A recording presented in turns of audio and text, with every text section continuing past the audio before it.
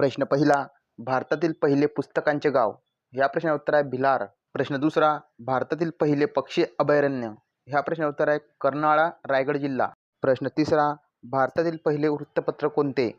ह्या प्रश्नाचे उत्तर आहे द बेंगॉल गॅझेट. प्रश्न चौथा, भारतातील पहिले दूरदर्शन केंद्र कोठे सुरू करण्यात आले? ह्या प्रश्नाचे उत्तर आहे दिल्ली. प्रश्न पाचवा, भारतातील पहिले आकाशवाणी केंद्र कोठे सुरू करण्यात आले? ह्या प्रश्नाचे उत्तर आहे मुंबई. प्रश्न सहावा, भारतातील पहिले हरित शहर कोणते?